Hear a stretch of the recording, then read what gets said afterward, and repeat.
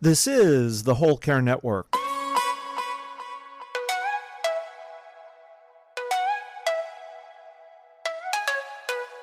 Helping you tell your story one podcast at a time. Content presented in the following podcast is for information purposes only. Views and opinions expressed in this podcast are solely those of the host and guest and may not represent the views and opinions of the Whole Care Network. Always consult with your physician for any medical advice, and always consult with your attorney for any legal advice. And thank you for listening to the Whole Care Network.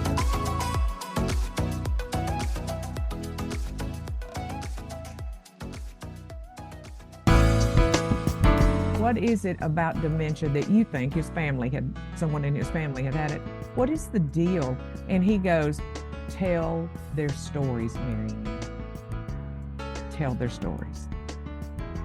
And it forever changed how I train families, how I train staff for memory cares, how I do everything I do. I believe I'm the keeper of their stories. This is the Heart of Hospice podcast with Helen Bauer. Mary Anne Oglesby, host of the Aging, Angst and Alleluias podcast, is my guest today to talk about how to care for people with dementia.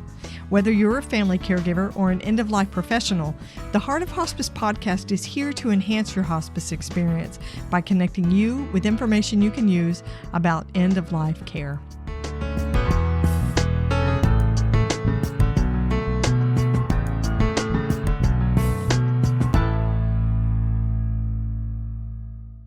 The sponsor for this week's episode is Barbara Carnes Books, featuring the work of award-winning hospice RN educator Barbara Carnes. BK Books is proud to offer the End-of-Life Guidelines series, a compilation of 5 essential education booklets designed to support those caring for terminally ill loved ones. Visit bkbooks.com today to order the End-of-Life Guidelines series to support your journey of compassionate caregiving. This episode is sponsored by Odonata Care, creators of the Hospice Care Plan. Hospice agencies and end-of-life doulas are now using the Hospice Care Plan booklet to support their patients and caregivers. It's become a trusted resource in the end-of-life community, helping to educate and equip caregivers. Visit thehospicecareplan.com today to purchase the Hospice Care Plan booklet.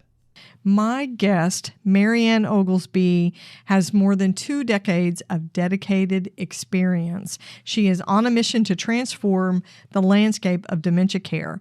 Mary Anne's career began as a family practice nurse. She's now a certified dementia practitioner and the co-founder of Veranda Ministries. It's an organization that's dedicated to enhancing the lives of individuals that are living with dementia. As the host of the Aging, Angst and Alleluias podcast, she provides invaluable support and education to care partners who are navigating the intricate journey of dementia care.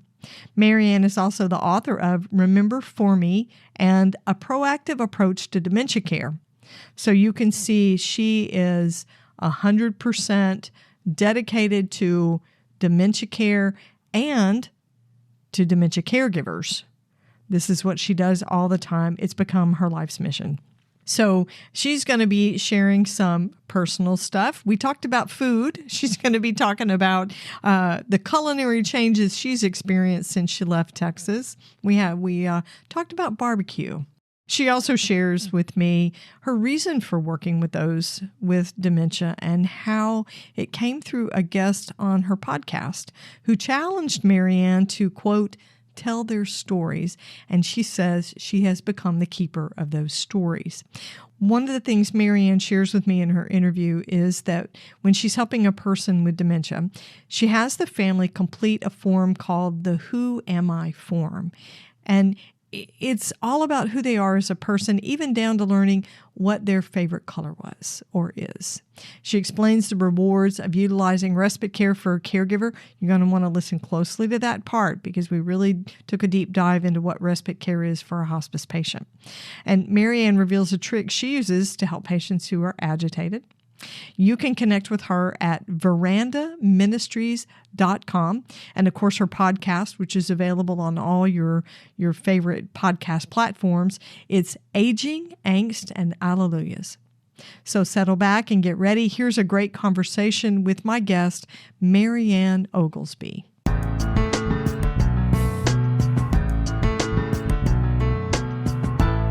Mary Anne, welcome to the Heart of Hospice podcast. It's great to have you with me. Thank you. It's great to be here. I love it. Basically, I know you live in Tennessee, but as far as I'm concerned, you're a fellow Texan. I am welcome that. home. Yeah. Oh, thank you.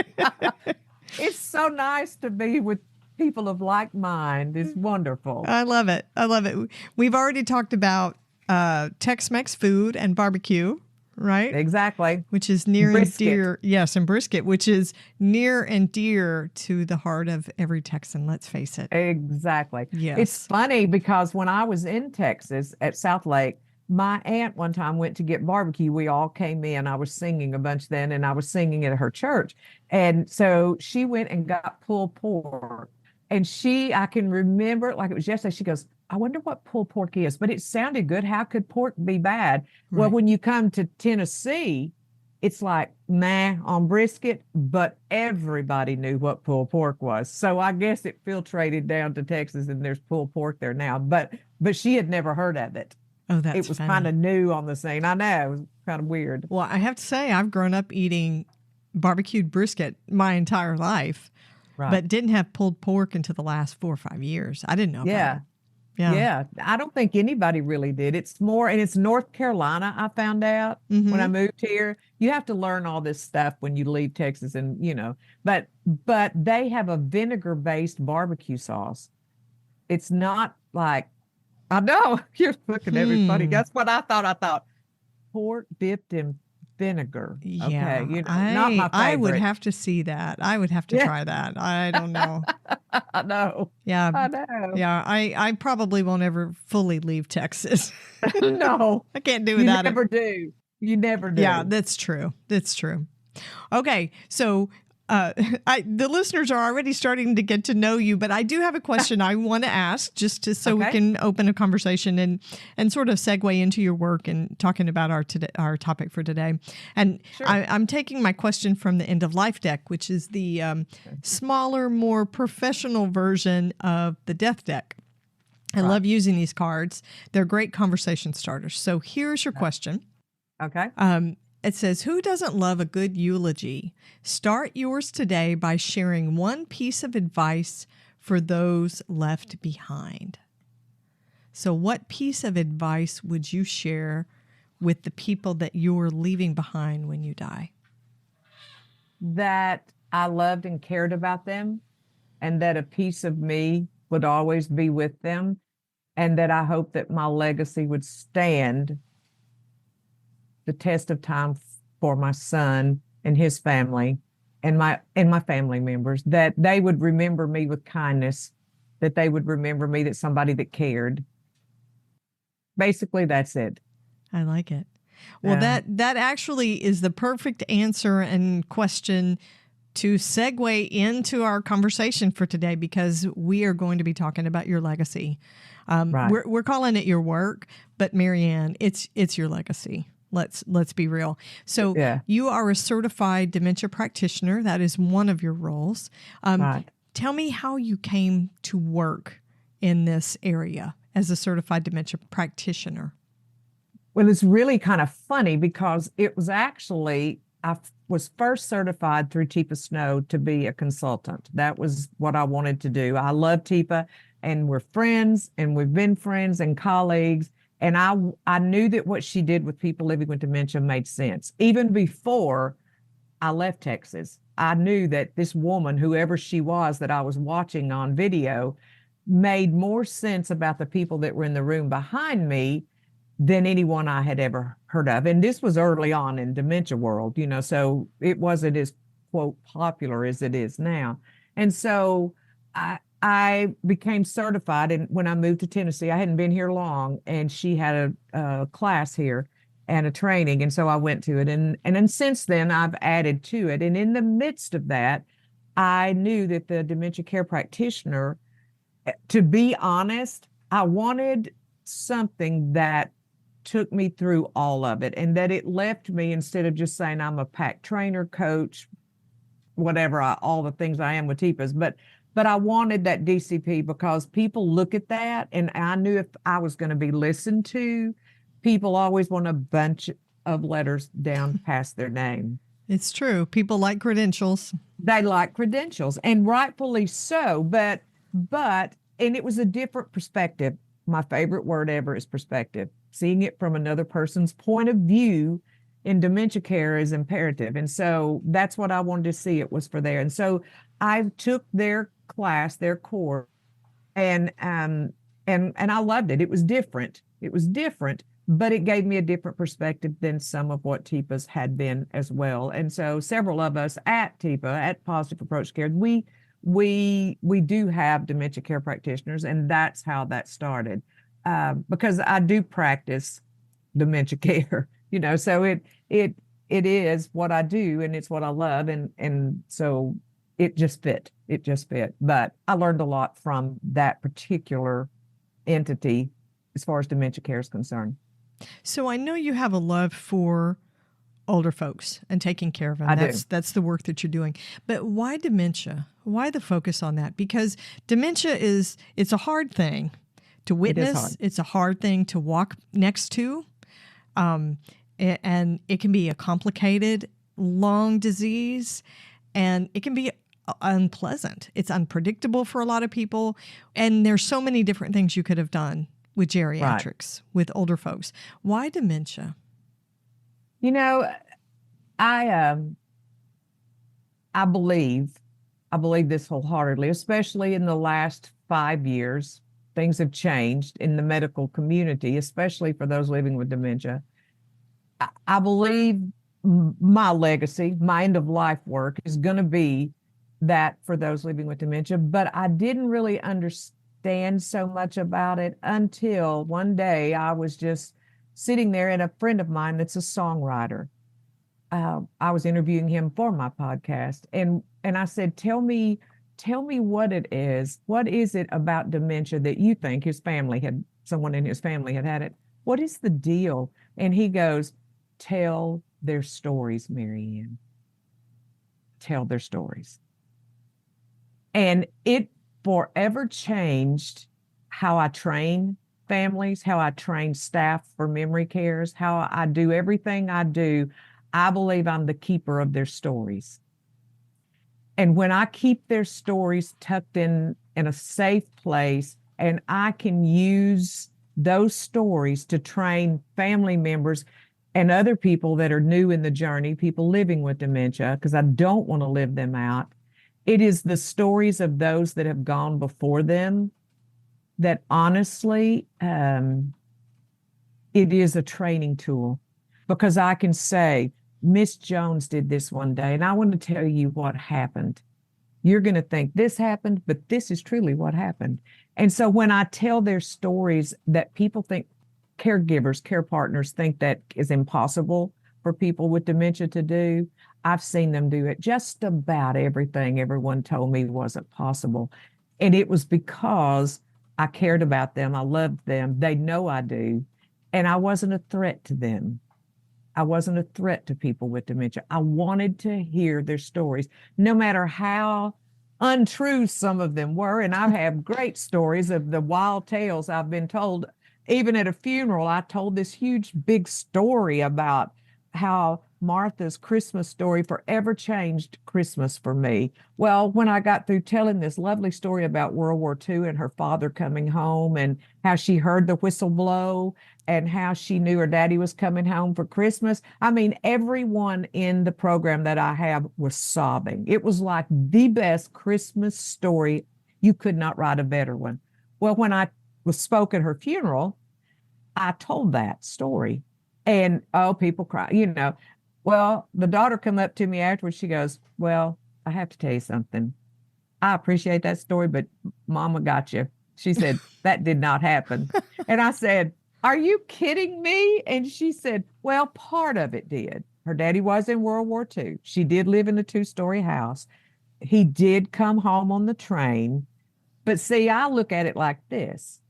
In Martha's mind at that time in her journey, she knew it was Christmas. because I made sure they knew it was the holidays. And how do we celebrate that? What did we celebrate? And so it took her to a place in time where she was happy. And that was the fact that her daddy loved her, that he had come home from the war. They were all worried. And when I threw Christmas in there, in her little mind, in her brain that was all tangled up, she told this great story.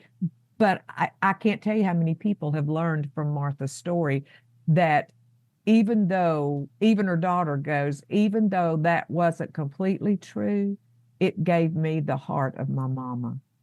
Oh. And so that's how I prefer to look at training people with dementia and how I do what I do, because it is truly, I'm the keeper of their stories. And those stories will help another family. Let me tell you what Martha did about Christmas. I tell it to a lot of people. So when I tell a family that's new in the journey, they go, oh, I get it. Yeah. I get it. She can remember some things, but it's up to me to pull it out of her. And it makes the journey a little easier. Everybody wants to be heard and seen and listened to, regardless of whether you have dementia or not. So having someone listen to your story and to tell the story, that's actually part of advocacy for someone with an illness or dementia, an illness of any type. But right. Advocacy is a big thing when it comes to dementia, especially end-stage dementia, because these are folks that have gone beyond the ability to be advocates for themselves in any effective way. Right. So, right. And you do this a lot in your daily work. Right. So what would you say, how would you describe the unique advocacy needs for someone who is dealing with end-stage dementia? What does advocacy for those folks look like? You know, I've worked with hospice agencies ever since I've been in dementia care, because eventually they're going to end up on hospice. Right. But I feel like that you have to know that person. You have to understand that dementia, Barbara Carnes says it best, people with dementia die differently than people with COPD or cancer or anything else. And so they have their own way of leaving this planet. And by golly, they're going to go that way. And so I've seen it done well. I've seen it done horrible. But because you have to understand the brain and how it works, and when you are at death's door, what death does look like to a brain that is full of plaques and tangles or frontal temporal or any of those different, but you'd be surprised how many people that they'll just say, I have dementia, which is impossible. And so how we treat them as a person and how we treat them medically is different, and how we treat them at end of life has to be different too, because whatever type of dementia they have, there's guidelines in there on those, such as frontal temporal, and so it's a journey. It's a journey to understand how people living with dementia die, and to see that there are sometimes I've stood at many a bedside and sang to them and did many things that did not require medical care. Now, I'm going to say this, we make it too hard for people living with dementia to die. We don't know their stories, and so we don't have anything to draw from. And there's one reason why I created I have a new Who Am I sheet that I require everyone to write. And even when they get diagnosed at the very beginning, I want that person living with dementia to sit down as a dementia doula and me, and we're going to talk about, who am I? Who was I? About me. What is it about me that you want me to know when you can't tell me anymore? What are those things? And it was weird, like, what is your favorite color? I was speaking at a senior adult event, and I have made them go through this with me as my topic. And I said, can you tell me what your mother's favorite color is? And they all just looked at me. You would be surprised. Now, I knew my mom's was purple. So when she passed away, honey, she looked like a big grape, a Concord grape. Everything was purple. Everything was purple. Everything was purple because she loved it. We added a little pink and green to keep it from being so, but I knew that that's what Mom wanted. And so I took her best purple outfit that she loved the most. But you would be surprised that people didn't know their parents' favorite color. And so then I asked, they're all younger people in their medical journey. And I said, so what is your favorite color? And does your children know your favorite color? Because when Mom died, we knew we had done the one thing that she loved, and that was how she looked. And what was her favorite color? What was her favorite music? And so the next day I was at another place after this whole big thing, and there was a man sitting there that was over an end of life in-home care program. And he said, I have got to tell you something, Mary Anne. He goes, I called my mom. She's 94. Now he was in his 70s. So he was an older gentleman he too, was up there in age. He was up there in age. And he said, I said, and he goes, Mom, what is your favorite color? And she goes, have you lost your mind? Why are you calling me? She was spry, what my favorite color is. He said, because I don't know. And neither did his sisters. Oh, that's funny. And none of them knew something as simple as that. And yet to me, at end of life, those things would count. I could take in a big vase of purple lilies to my mom and her whole face would brighten up. It isn't always the medical things as a doula. We're not medical personnel, even though I'm not when it comes to that. And I have to know what she likes and what she dislikes. And so the man goes, I will ever be grateful for you for asking a silly question like, what is your favorite color? I've told my children what my favorite color is. And there's a whole bunch of things on there, but that's just a simple thing that we don't think matters in the scheme of life, but it can. Well, it can. Isn't that advocacy through the storytelling? Yes. Right? It's getting to know that person. I think so many families, they have the family stories of what your mother did when she was younger, what your dad did, your siblings. Mm-hmm. But a lot of times I think the individual identity of that particular patient gets lost. Individual things like, she always liked to wear floral dresses, or this was her favorite color. When she was a kid, she took a trip, or she was a teacher, things like that. I think sometimes that kind of storytelling advocacy, because it is advocacy for them as a person. It's advocating for their personhood. I think those stories get lost sometimes. They do. And I think it gets up into, well, what medication do we want to give her? When she's agitated? But sometimes, and I've seen it, now I'm just telling everyone, I have seen agitation where you had to have medication. It was out of control by then, depending on the dementia you have. But I've also seen it when all I would have to do is say, now answer me this question. I remember that you worked in a bank. Yes, I did, but I'm not going to talk about banking. And I said, okay. So that meant you have counted money, because I knew she loved count money. And she counts her own money at the program I have. She'll take out her wallet and sit there and count money, and said, well, I'm going to let you count my money for me because I'm not good at that.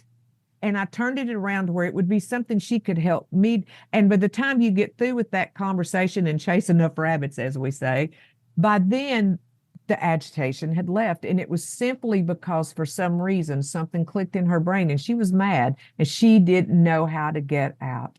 Mm-hmm. And so you learn those stories. It's an avenue to get in and get out really quick.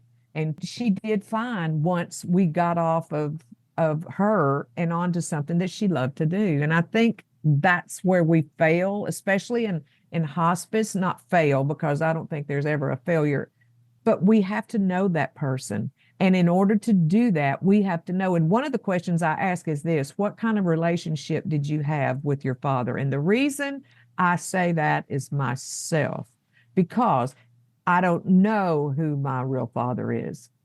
So if someone comes in misguided and starts talking about, but you'll get to see your father when you get to heaven, won't that just be a glad reunion day? And the fact of the matter is, I will probably be mad at you pretty good, because not because I don't want to know or that I want to see him, but the fact that I don't know and I feel betrayed. And so that betrayal well side of me, even with dementia, you never know, you can't tell. And then I'm mad for the rest of the day, and everybody's wanting to give me a pill because I'm acting ugly. Well, I'm mad. Right. I'm mad. Not every intervention needs No. to be a medical intervention. No. And to be able to provide an intervention that's not medicalized, Right. it has to be personal. It does. It has to be personal. And the only way to do that is get to know people. You have to know their stories. We may have just solved the problem, all the problems just in that particular conversation right there. Yeah. But it's how we are even without dementia. True. What makes me feel good? I went on a trip last week because my friend had died that lives in Austin. And so the only way I knew to fix it, to make my broken heart and my friend Rhonda's broken heart feel better, was to go on a trip like we all three used to do.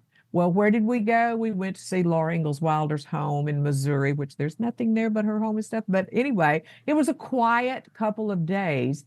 But when I escaped into her world for that little bit of time, the mean old world didn't exist, because it's a neatly kept capsule of how life used to be. Mm-hmm. And I'm not kidding you, but in the bed and breakfast that I stayed at, the middle house between the bed and breakfast, it was an old drugstore, had burned. So it was an open air type patio. But the building next to it was a building that they had restored back to the 1891. It was beautiful.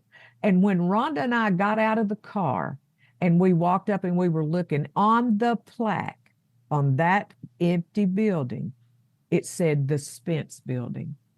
That's what we called Pat Spence, was Spence. Oh.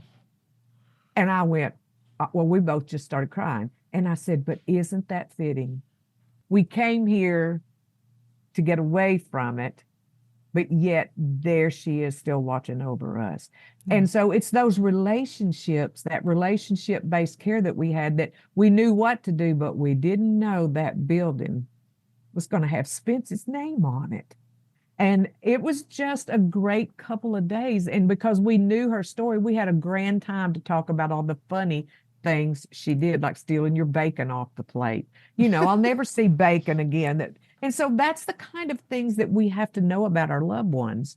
What made mama happy? What made my husband happy? What made my dad happy? What made all those things? And we keep their stories and we use them at the appropriate time, because death is fearful. They know something's happening to themselves. Mm-hmm. They just can't tell you. The brain is backfiring on them, and they can't tell you, I'm scared. Yeah. That's when we become the memory keepers and the advocates. We're the memory keepers. Yeah, we're the keeper of their stories and their memories. I hope you're enjoying this episode. We're going to pause for just a minute. My guest has more to share. Want to learn more about caring for someone at end of life? Discover the End of Life Guidelines series by Barbara Carnes. Here's Barbara Carnes to tell you more. There is a normal, natural way of dying.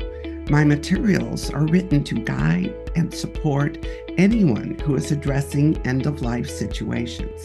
The goal is to help people have a positive experience so families will have a sacred memory to carry with them.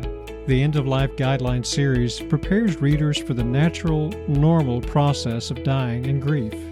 It's a compilation of 5 of our most popular books, including A Time to Live, Living with a Life-Threatening Illness, The 11th Hour, A Caring Guideline for the Hours to Minutes Before Death, Pain and End of Life, What You Need to Know About End-of-Life Comfort and Pain Management, My Friend, I Care, The Grief Experience, and the most widely used hospice book, Gone From My Sight. To order the End of Life Guidelines series, visit bkbooks.com. This series is available in digital format, and volume discounts are also available. Just visit bkbooks.com. If you're a hospice caregiver looking for resources to enhance your care, look no further than the Hospice Care Plan, A Path to Comfort. Available in both English or Spanish, this invaluable resource is designed to support caregivers in providing the best possible care for their loved ones. The Hospice Care Plan for Modonata Care now has integrated QR codes in each section of the booklet. Readers simply scan the code with a smartphone, and a free playlist of videos provides practical tips for caregiving and symptom management. It's like having a personalized guide at your fingertips. Caregivers will find 150 videos offering expert advice and practical guidance to navigate every aspect of caregiving. Hospice agencies and end-of-life doulas are now using the Hospice Care Plan booklet to support their patients and caregivers. It's become a trusted resource in the end-of-life community, helping to educate and equip caregivers. Visit thehospicecareplan.com today to purchase the Hospice Care Plan booklet. Empower yourself and the ones you care for with a Hospice Care Plan, a path to comfort. That's thehospicecareplan.com. So let's talk about respite services. Okay. This is a big part of what you do. It is. And I want to focus on this because we use the word respite a little bit differently in hospice. Right. But it's an important component for every caregiving situation, right? Respite is basically rest, time away from your caregiving responsibilities. And in hospice, we offer a level of care that's called respite. People can get up to 5 days in an approved facility, not to get too much into the regulatory part, but it's all covered by the hospice agency and there's no cost to the patient for that. Right. Why are respite services so important for a caregiver? Not for the patient, but for the caregiver. Right. Well, for the caregiver, you've got to have space and time. You just do. I mean, it is a 24/7 job. It is, I can tell you this, that when they get respite care, when the people living with dementia get respite care, the family is much happier. The family trusts me.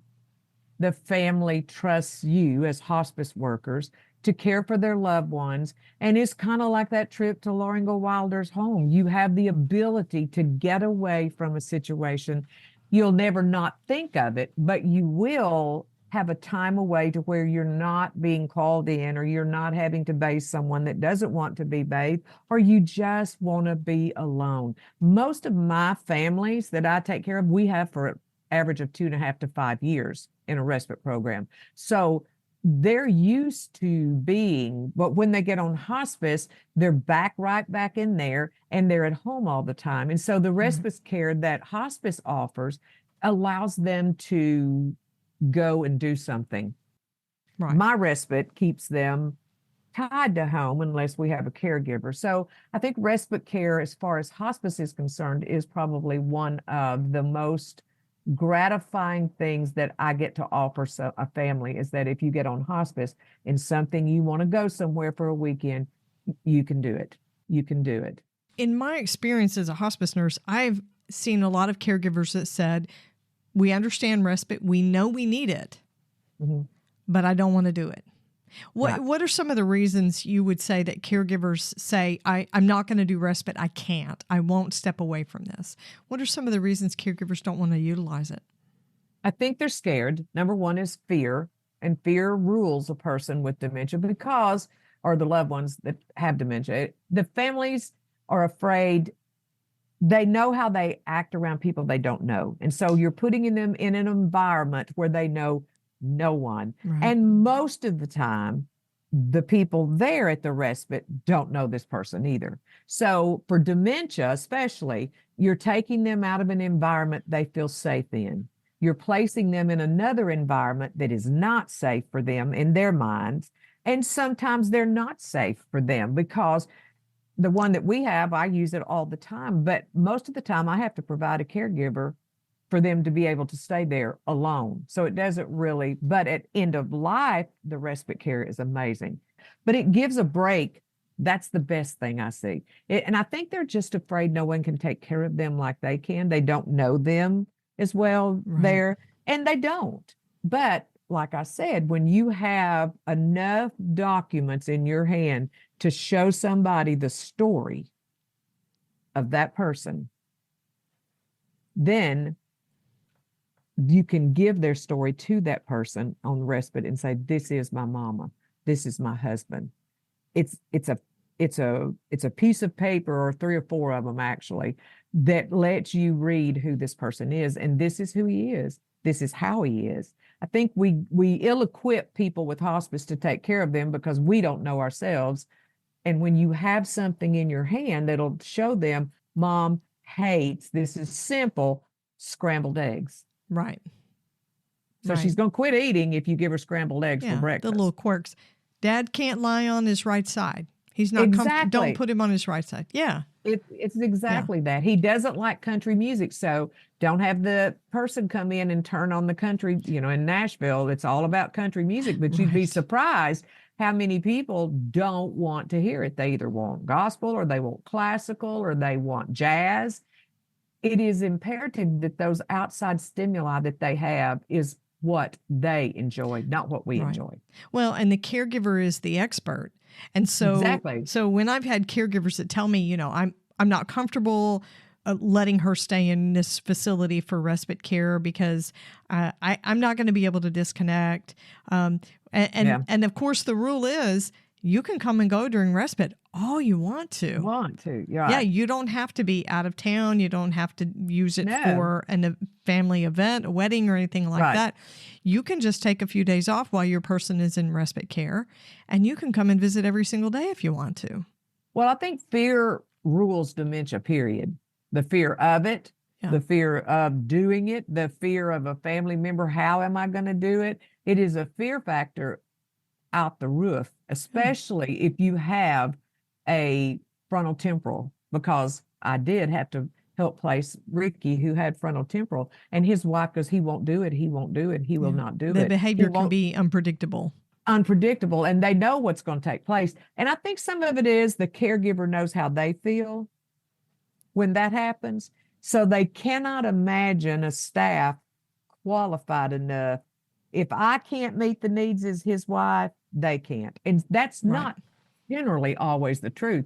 Sometimes the staff can meet the need better than the family. It's just heart-wrenching. It's another one of those cut my throat type events where you go, how come he won't let me do that? I can't tell you how many families tell me, why does my husband love you more than he loves me? Oh, because he cooperates with the staff to let them do something. Yeah. Yes. How hard is that for a caregiver, right? Oh, it's terrible. And eventually I go, look, he likes who I am. He likes me. He loves you. There's a difference. Yeah. But when he says he loves me, he's actually saying, I'm not in love with you, Mary Anne. I love how you help me be me. Right. Well, we also know dementia patients, especially those with the more unpredictable behaviors. Right. They love something one day and then the next week they don't.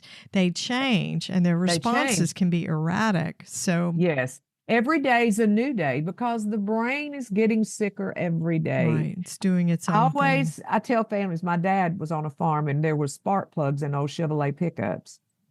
Well, when that pickup would start up, it would start backfiring. And I could hear Daddy just kicking tires and so mad. He said, I'm going to have to change these blankety blank spark plugs again. And I learned that there was a disconnect when that truck started as a child. And if that spark plug did not work, that was going to send out a loud, like a gunshot, and the truck wouldn't start. It's kind of that way with the brain. It's disconnecting, it's backfiring, and it can't process data like it used to, and it never will process it. But we have to figure out how to get in there and get that to happen. So yeah, it is so hard for people to understand the disease, and we dehumanize the person. Yeah. You forget their personhood. So yes, another reason that I have seen caregivers decline to use respite services because what if the person dies while they're in respite, which is legit, right? I would never say, oh, you don't need to worry about that because I cannot know that. No, I cannot know that. Now, does respite make people die? The answer to that is no.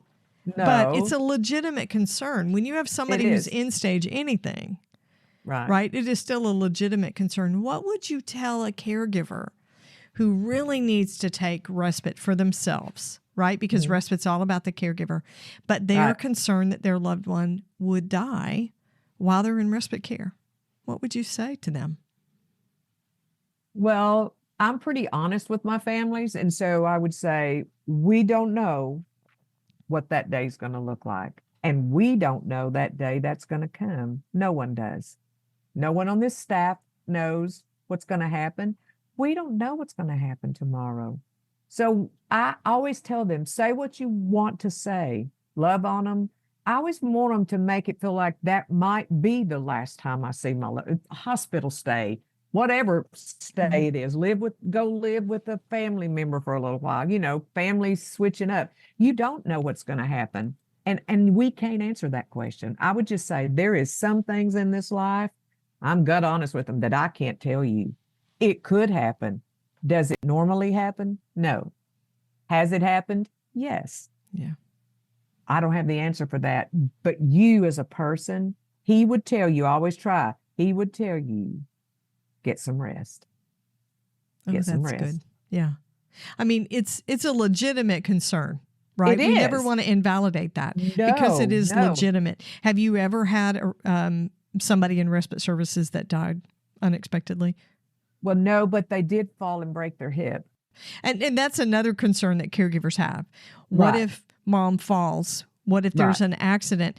And the reality of most of those situations is, what if mom falls and breaks a hip when she's with you?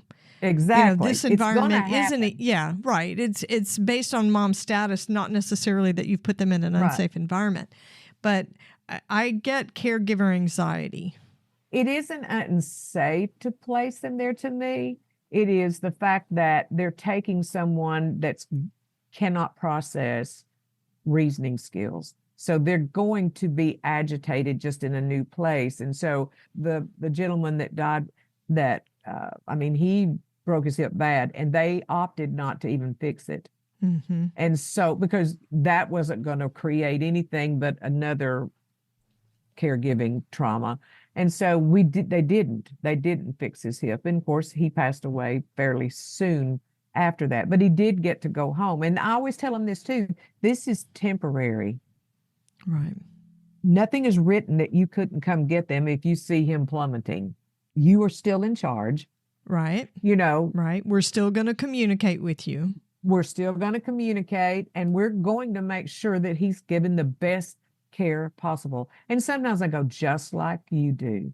You give him the best care possible. Right. We want to equate what we're doing Yes, with what you're doing, right? Because we Yes. always want to match. We always want to match what they're doing, right? Exactly. It totally makes sense to reassure a caregiver. But I understand the fear that comes with that. But you bring up a really excellent point. So to my listeners, if you are a caregiver and you are so concerned about respite and being away from your person, hospice will pay for 5 days. You don't have to use all 5. If you don't like it, if you feel like it's a bad fit, or you just don't want that many days, you can only use 3 if you want to. It's entirely up to you. Nobody will force you if you say, we're going to use respite, that you have to have your person in the respite facility for 5 days. And I think that's good for people to know there's an out. Because if you get into it and you think, man, this just doesn't feel right, I don't like the separation, I don't feel like he's thriving there, even if it's just for 5 days, take him home.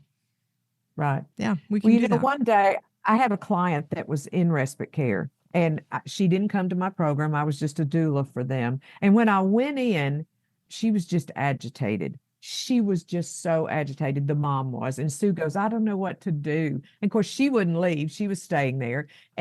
But that's okay. It was just her and her mom. That was going to be the issue they were going to. So anyway, we're sitting there talking, and I learned this trick from a hospice house that I dearly love in Nashville that is an Omega home. And they only keep 4 people at a time, which I love the concept of Omega homes. And so Kim, when the lady I was with, my client, Kim was the nurse there. Kim and I have become great friends.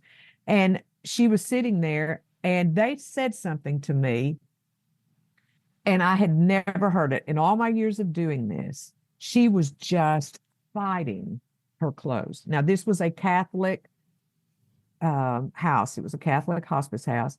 And so she was just agitated, you know how they get, and she had dementia. And so she was tormented by what had happened to her. Well, Kim comes in, she said, "Can I tell you something?" And I said, "Sure." She goes, "I want to try something." And I said, "Okay." She said, "I think we need to take her gown off. Are you offended by that?" And I said, "No." I had full charge of her. And I said, "No." I said, "So," she goes, "Think about this, Mary Anne. We come into this world naked, and we're not leaving with clothes on. And I want you to know we took that gown off of her, and they went and got her beautiful blanket. And they laid that soft blanket against her skin, and her arms were down. I mean, she was close within 24 hours of death, and she was still just agitated. And so laid that blanket. She never tugged nor pulled at anything. I watched it with my own two eyes. Fast forward 2 months later, and I was in that hospital room, in that respite room with Sue and her mom. She was doing the same thing. I mean, she had that blanket. She was slinging that blanket and doing all those things that people do at end of life. And I said, "Can I ask you a question?" And she said, "Sure." I said, "Do you mind if we take all that stuff off?" Yeah. She just looked at me. She goes, "Why?" And so I told her the story. She said, "Let's do it." She never grabbed at a sheet. It was like a muzzle around her. It was choking her. And you could tell that it wasn't pain. She wasn't in pain. It wasn't agony. She was dying of Alzheimer's. And I want you to know, it has not ever failed me yet. It's weird to families. They're like, "You want her to lay here naked?" And I go, "It's better than this. Oh, absolutely. It's better." And the blanket is beautiful. And I tell families to get a soft blanket, a pretty blanket, floral. They want it to be pretty. Then get that blanket, but let's at least try it and see what happens. And it works. Yeah, it goes right back to not every intervention needs to be a medical one. No. Yeah, start with the simple stuff. Start with the simple stuff. And that's about personhood. That is personhood. Right? How can we make her comfortable? Well, let's start with the simple stuff. She didn't like those gowns. I'm sorry. Have you seen those hospital gowns? They're horrible. I know. They're horrible. Nobody likes those things, whether you have dementia or not. Yeah, you look at a baby, and a baby, when you take a diaper off, their little legs and arms, it's like, "I'm free. Thank God Almighty, I'm free." They love being naked. They love being naked. And, most of us would too, if we were honest. We just don't want the whole world to see it. I wouldn't want to do it in front of people. Right. And we're not saying take their gowns off and display their bodies out to the world. We're not saying that. We're talking about somebody who's at the very end of life. End of life. Yes. Exactly. And it's it's binding.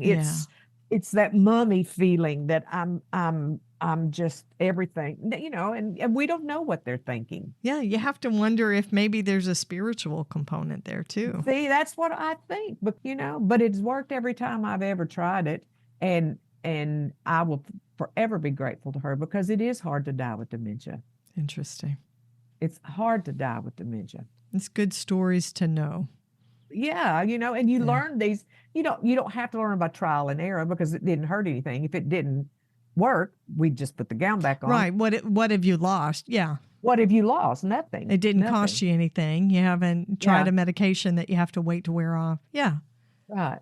Kim was a great hospice nurse. Her first job was during COVID, got her degree, and was a hospice nurse in the hospital, and COVID shut it down. She was the only nurse there. And so she said, "I had to find ways to do lots of things because I had no family there, no one to, and that was one thing that she said that she will never, you can make it easier." And so I think that just shows people living with dementia, they still have feelings. They still know what they want. Right. I always say this, I want what I want when I want it and how I want it. That's the motto of being dementia, period. Yeah. I want what I want when I want it and how I want it. They still want to be comfortable. They still want to be comfortable. Yeah. They still want to do what they want to do, just like you and I will. Yeah. Mary Anne, with all this work that you're doing, we know it wears and tears on us, right? Yes. There's a toll that it takes on us. What self-care habits do you have for dealing with the compassion fatigue that you have to be experiencing in your work? You do. And, I had a friend who passed away the other day, and I've been their doula ever since we started. I moved here. I lived in the town where they did. I loved Buddy Renault, and more than I can. I mean, he was a good man to me. And so the goal was that Mary Anne was going to fly to Houston. They'd come pick me up when the time came, and I'd be there with them. Well, that didn't work. And so when he died quickly, which I'm certainly glad for, this is one of the busiest weeks I have coming up, but I would have done it. And they said no, because I had planned to go in August. Well, they asked me, they said, would you please just wait and come and then take care of Mom while you're here, and y'all go do the things you used to do. And so it's that relationship with people that I've not seen in 10 years, but I'm still their doula. I'm still Zooming them. I still help them. And to get away and go help her be normal, if we can, to gain her life back, that kind of is what makes me feel good, because until I can say and do the things, and we'll go do the fun things, go to bed and breakfasts, go to antique stores, all of which I love. And I can't think of a better way to end that journey than to take care of Marie, because that's what Buddy would want me to do. So the closure, yes, and that sort of send off, that sort yes, of benediction, is a form yes, of self-care for you? It is, to a certain extent, because Yeah. I can then say, I did everything I knew to do to help somebody that had helped me many times when I was in Nacogdoches in bad situations. But I couldn't be there for the goodbye, but I can be there for the new hello for Marie. And that's a new life without the man she's loved her whole life. And so I think, and I love history. And so she loves history. And I do like to do certain things, which would be historical things. I love all of that. I mean, I was raised in the South, I love traveling and doing things like that. But I love the connection with that family at the end. And then I can go and say, okay, I finished that. I can close that file, so to speak. Yeah. And say, you know what? I've done all that I can do. And it does make me feel good. I do. I mean, I like to travel. Everybody likes to travel and go do things. But I also like to be finished. And I want to finish well myself. And I know they want to finish well. And their loved ones trusted me to care for them and trusted me to take care of their family when they're gone. Yeah. It's part of the legacy and the storytelling. It's part of the story. It's Yeah. part of the story. Wonderful. Mary Anne, how can my listeners listen to your podcast, and how can they find you? Okay. We're on verandaministries.org. We have a new website up now, and that's where my respite program is. But we have a grief support. We've hired a new grief support counselor. We've got the podcast is on there as well. Podcast is on all podcasts, Apple and all of the rest of the podcast hosting. And it's Aging, Angst and Alleluias. And the reason we named it that was because we age. So we talk about aging, like with the drugstores that's on this week's. And then we talk about the angst. And I can get caught up in an angst really quickly when it comes to people living with dementia, because I feel like we make it worse than we should. And so And then the Alleluias is when a story does turn out well. And we can all sit around and go, we did well. We did well. And this is what happens when you listen, and when the person living with dementia is treated with dignity and respect. There's a great hallelujah there, because it doesn't happen. It doesn't happen. I've been really nice on this podcast, because lots of times It's not always good. I know. It is not always good. More times than not, it's not so hot. And the world looks at them as, I don't know how the world looks at people with living dementia. I see a person that has potential. They see a person that has a problem. Yeah. I see the disease, but I don't see that disease when it's cancer. It's only when it makes you do weird things like TT and trash cans. Yeah. You know, There are good moments. There are good moments inside those things. So those are your alleluias. Yeah, that's my hallelujahs. You know, is that I do have a lot of good moments that I will forever be changed, because someone with dementia looked at me and said, "Hi, Mary Anne. I don't have my name tag on." And there's that feeling of, oh my God, she remembered my name. Yeah. That connection's there. That connection is there. And so it is all about those connections. And that is the alleluias, that we have to make some connections here with people. So this is why we do the work that we do. it is that heart giving, soul searching, how do I make this journey easier and better? Mary Anne, thank you so much for talking with me today. It's been You a are more than fantastic welcome. conversation. Well, thank you. It's wonderful being here. I appreciate it. Be sure to catch the next episode of the Heart of Hospice podcast. You can find more episodes on theheartofhospice.com. Don't forget to follow us on your favorite podcast platform. You can connect with the Heart of Hospice on Facebook and Instagram, and send your questions or comments by email to helen@theheartofhospice.com. And remember, no matter who you are or where you are in your hospice journey, you are the heart of hospice.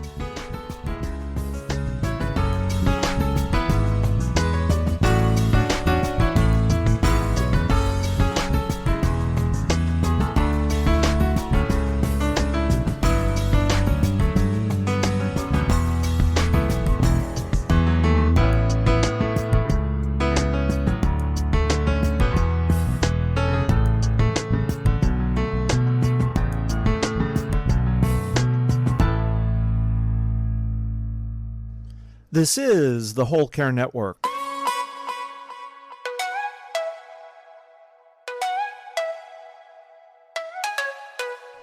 Helping you tell your story one podcast at a time.